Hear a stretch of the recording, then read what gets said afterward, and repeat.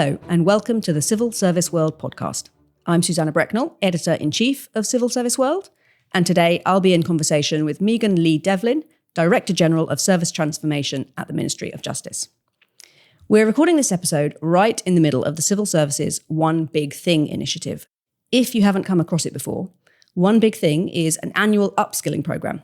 Each year, a single theme is chosen, and civil servants are encouraged to get involved through courses, events, and practical learning.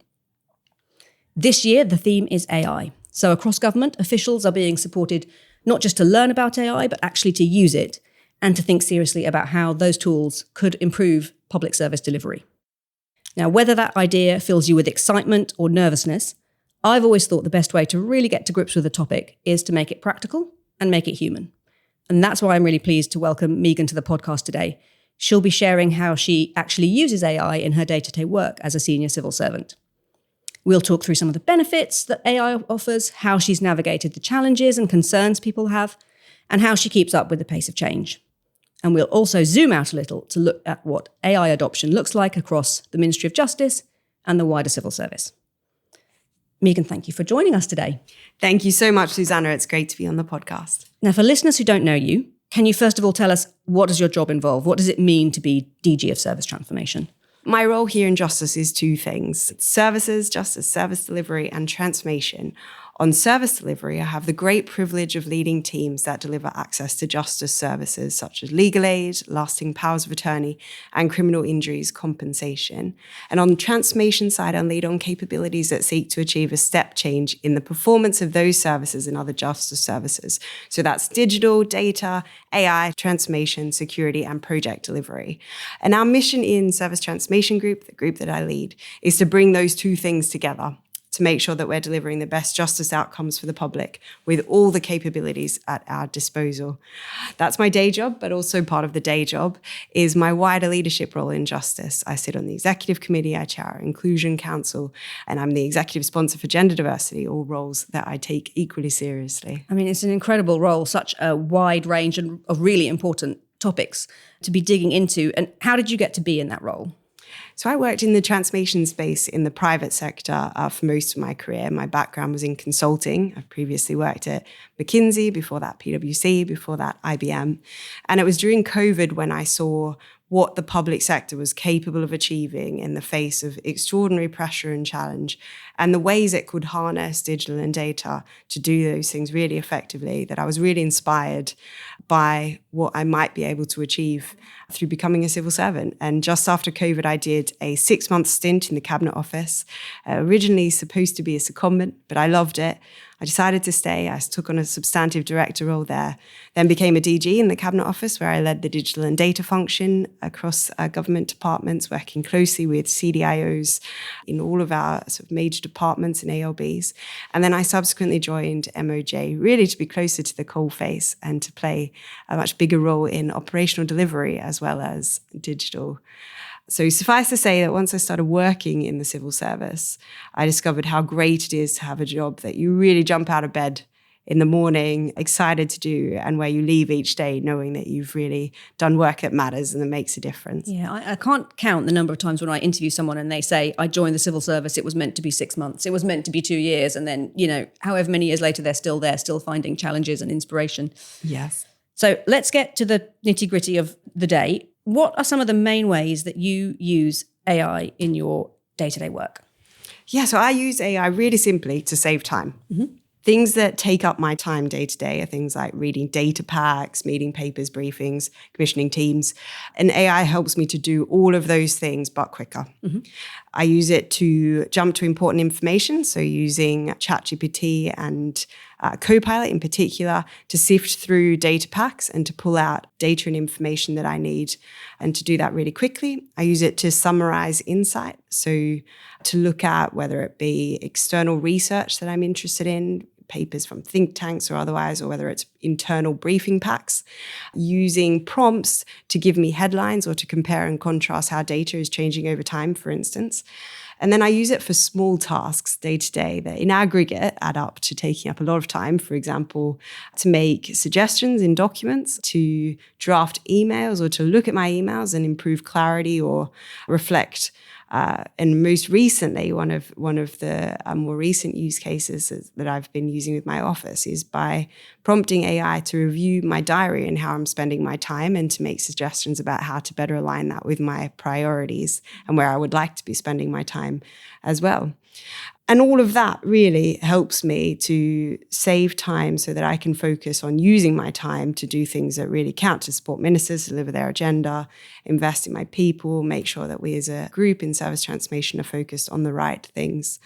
And I am a really big advocate of helping others to identify the ways in which it can help them as well in their roles, given the enormous value that I get from it personally. You've touched perhaps on some of these examples, but some of those were things that you were doing anyway. AI is helping you to do them more effectively. Are there any examples where AI has changed how you might approach a specific task or problem? So it's actually helping you think a bit differently as well as to think more quickly, as it were. I'd love to use an example for this around how we're using it in frontline delivery. Mm-hmm. My favorite example of AI being used in justice is our tool called Transcribe.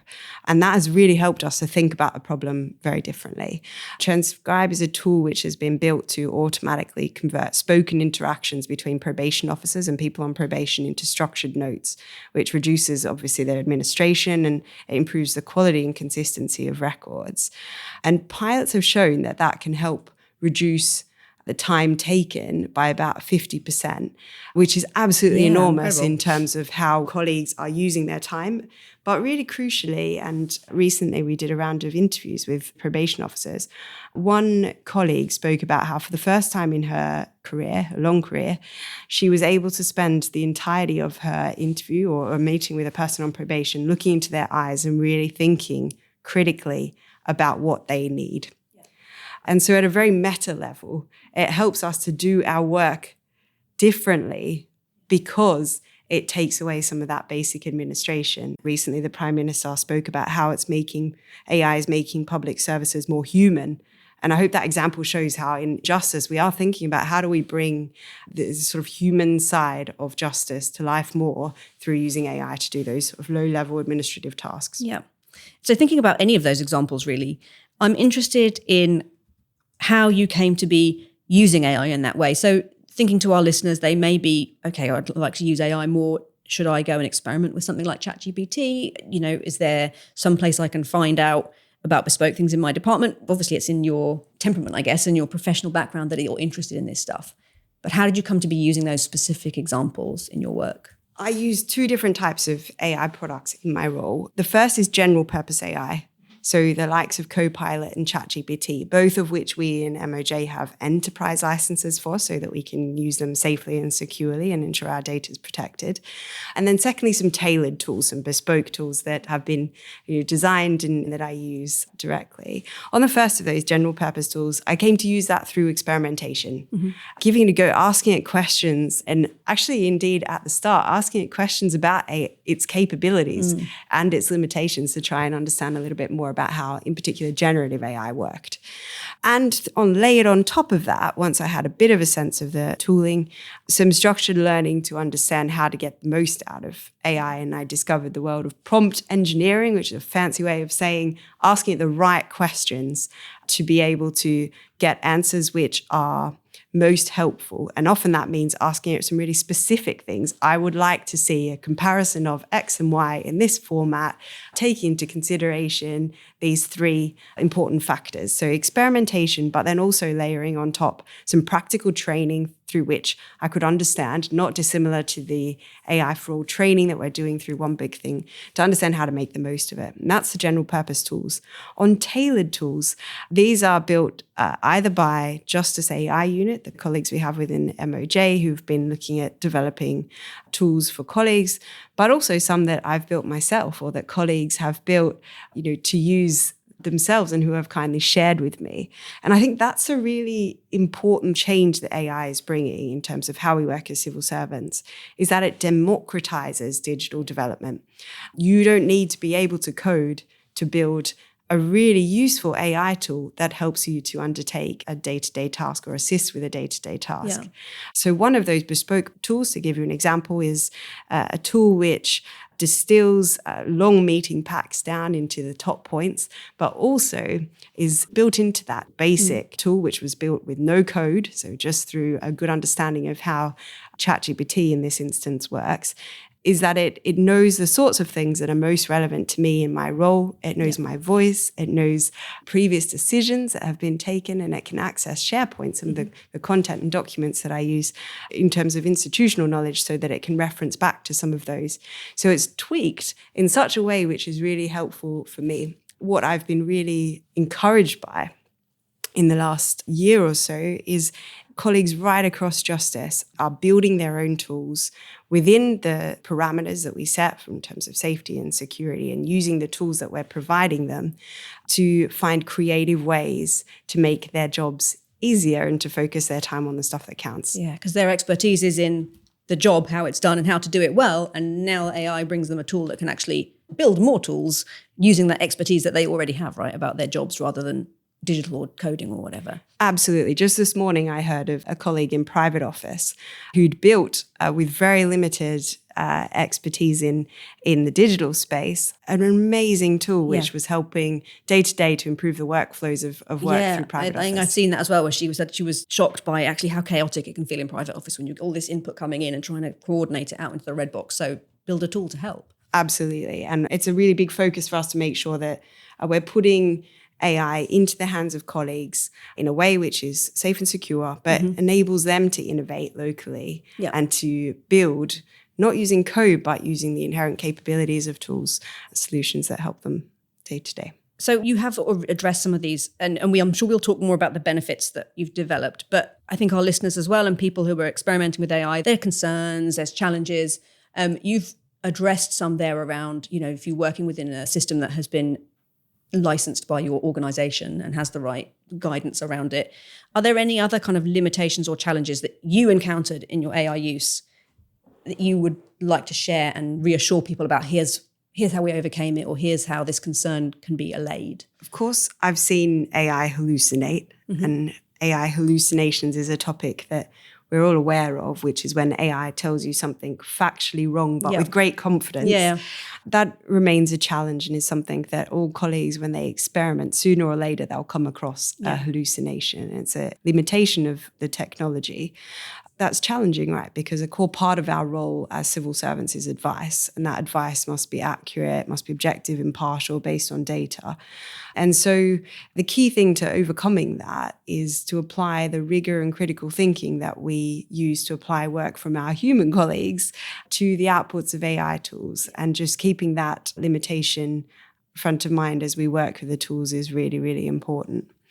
I think a second one is a second challenge with AI is people having the confidence to lean in, because it can be quite a daunting prospect, a new technology like AI that's moving at a really fast pace, developing and becoming more and more capable.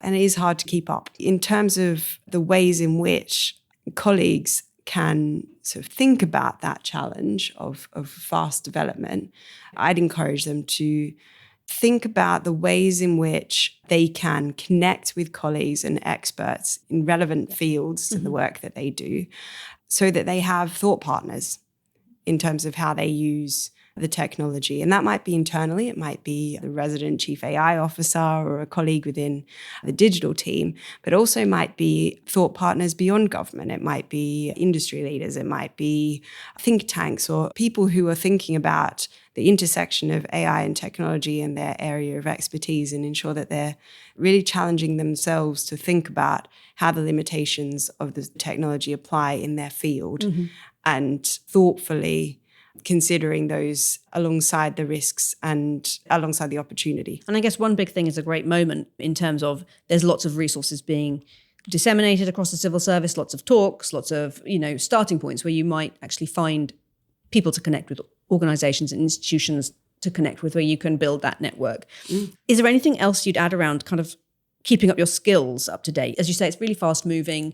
We've got this period where everyone's being encouraged to skill themselves up in AI, but when that ends in February or March, AI is going to continue to develop at pace. And what would be your thought for senior leaders on keeping themselves up to date? Yeah, so 3 things really. So be curious, be connected, and be a responsible champion. So curiosity, yes, make the most of all of the learning resources that exist. But I personally also find that I learn best through listening and through watching. And so staying on top of developments, whether it be through short videos on the way in which the technology is changing, or indeed listening to a podcast on technology developments. There are so many out there.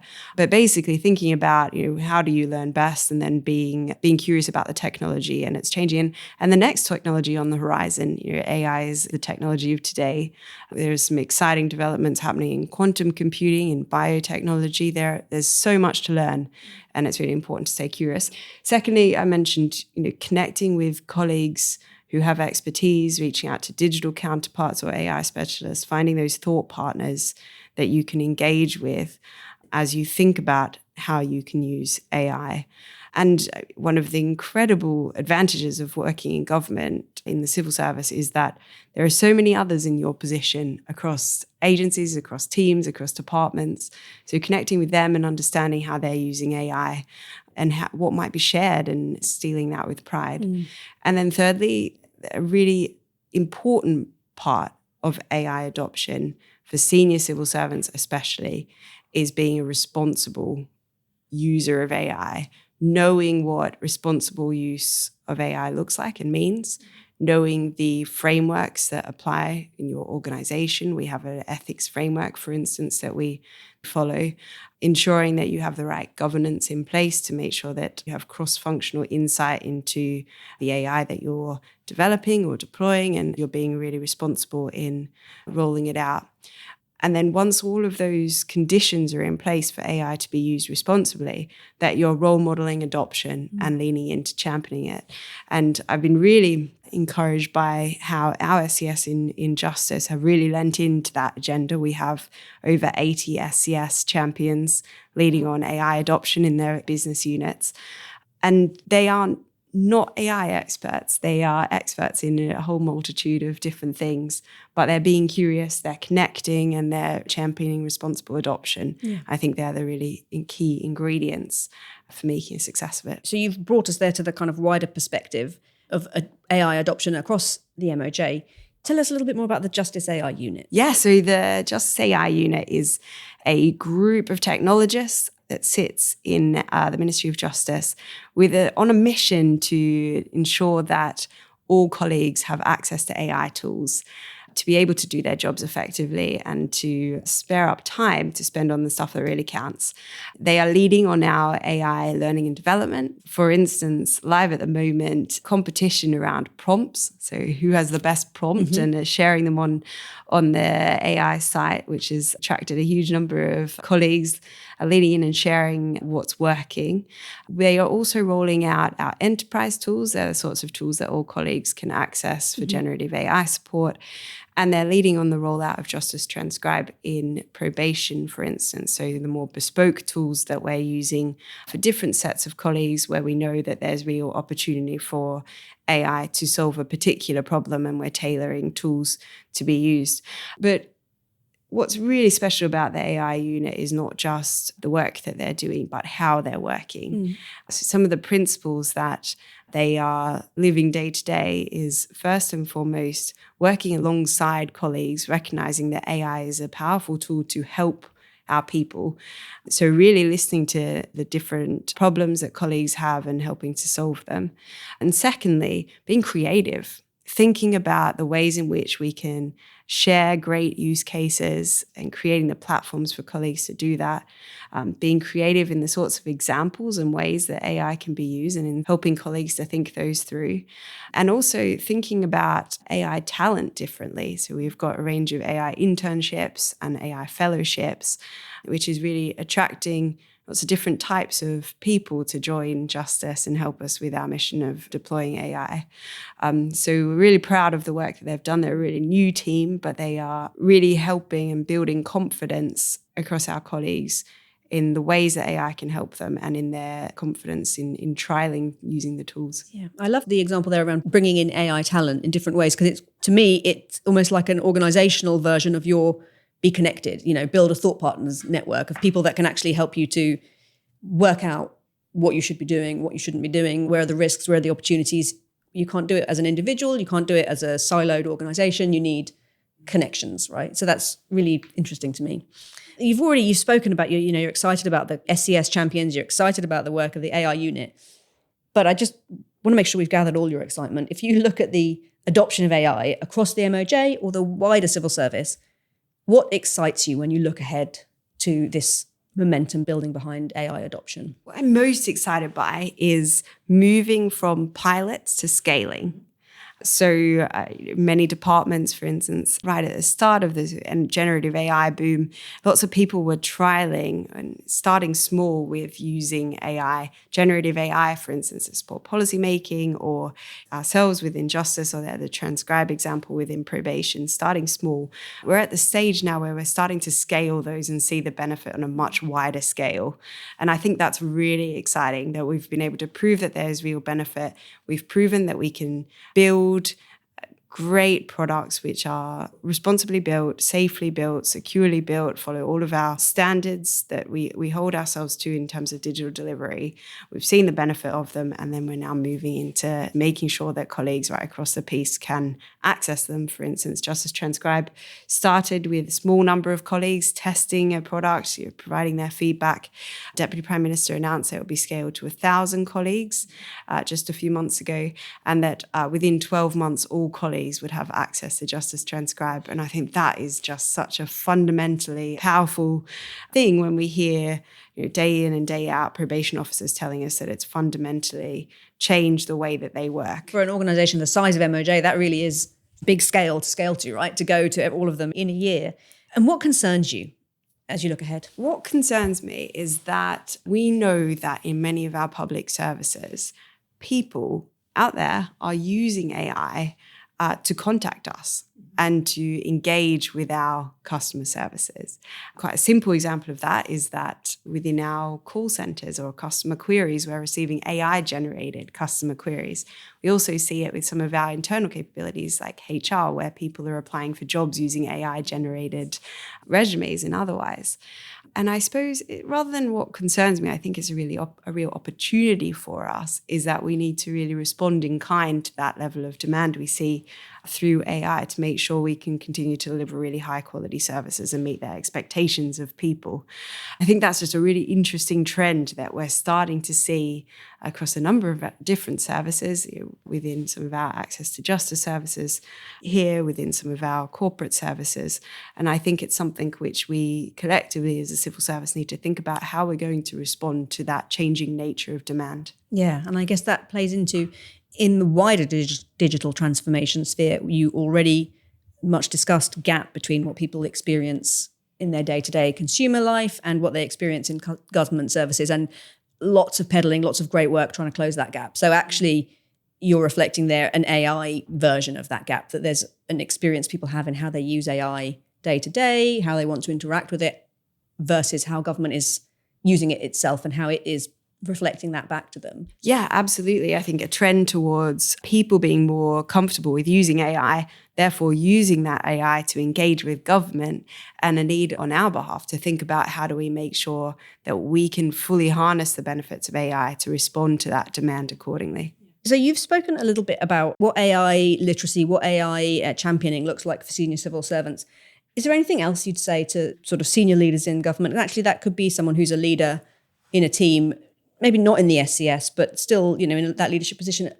Anything else you'd say to them about how they can be equipped to kind of really support, in an informed and responsible way, adoption for them or for their teams? Absolutely. So we've spoken about being curious, being connected with people both inside their departments, but also more widely. And I'd make two other points. One is around clarity. Helping your team have clarity on your appetite or the ways in which use cases may or may not be appropriate in your teams, and thinking that through, having an active discussion about it with teams so that everyone's clear on the guardrails, the sorts of use cases which are appropriate, those which aren't, and collectively agreeing how you as a team can use AI.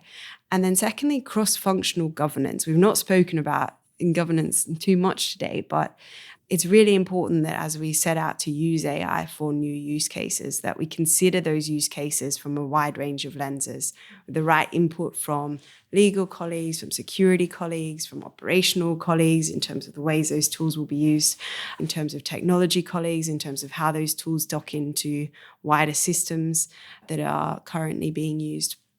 And it's really important that you set up, as a team leader, you set up those structures and context environments for colleagues to come together to debate and discuss different use cases, to make sure that cross-functionally colleagues are on board, that it's a use case which we should be pursuing, that we've thought through all of the potential implications of using AI in that sort of environment. So be curious, be connected, and then I'd add, it'd be really clear with your teams and ensure you've got the right cross-functional governance in place. Lots of C's. I love an alliterative message. This is all really great and inspiring stuff. And I'm sure there are plenty of listeners who are listening and thinking, yes, this is great leadership in any context, not just in the context of AI. But is there a message you would like to share with listeners, civil servants who might be skeptical about AI, and particularly in the context of public service? Yeah, I'd say it's completely reasonable to be cautious, especially in public services, the context that we work in, where trust and fairness matter so much. And so I'd say the key is to engage with AI thoughtfully and responsibly, focusing on how it can support judgment that your teams use, reduce the admin that they might be subject to, and deliver improved services for the public that way, rather than seeing it as something that replaces the human role, which is really at the heart of what we do. Thank you, because I think it is important to address, as you say, reasonable concerns and caution about this. But as a final question, as I said at the beginning, we want to keep things practical.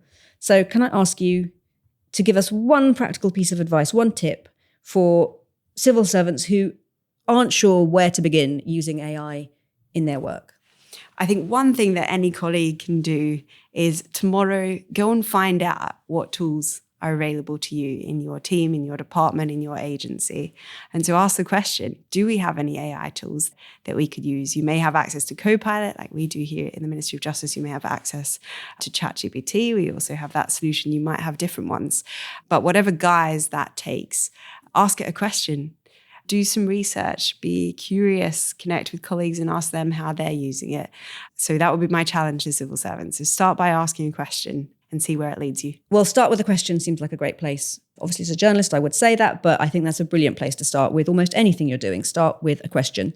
Thank you, Megan, for joining us, for being so open, sharing your experience and your expertise. And I hope that for our listeners, that has given you some thought, some encouragement, some confidence in the way that you will be able to use AI responsibly and effectively in your public service work.